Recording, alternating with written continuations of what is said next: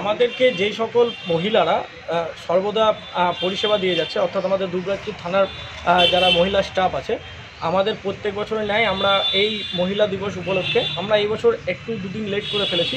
গত পরশু ছিল মহিলা দিবস, কিন্তু কিছু কারণবশত আমরা মহিলা দিবসটাকে আজকে পালন করছি। দুবরাজপুর থানার যে সকল মহিলা স্টাফ আছে তাদেরকে নিয়ে আমাদের প্রচেষ্টার সদস্যদেরকে আমাদের থানার ওসি আফরোজ হোসেন স্যার ডেকেছিলেন, ইন্সপেক্টর আফরোজ হোসেন স্যার ডেকেছিলেন যে তাদের সংবর্ধনা যাপন করতে এবং তাদেরকে উত্তরীয় ফুলের স্টিচ এবং এক মোমেন্টো দিয়ে স্যার একটা সংবর্ধনা যাপন করেছে।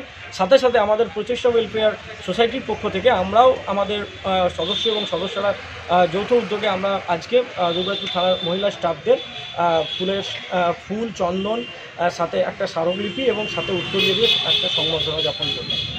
কারণ আমরা বুঝি যে একটা মহিলার বাড়ি এবং বাইরে দুটো সামালতে কতটা কষ্ট হয়, এবং আজকের নারীরা সত্যি পুরুষদের সাথে সমতুলনায় এগিয়ে চলেছে।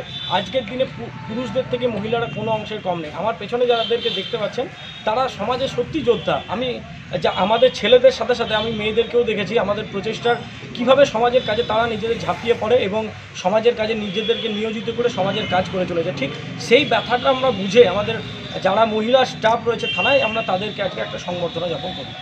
আপনার নাম? আমার নাম অভিক মিশ্র।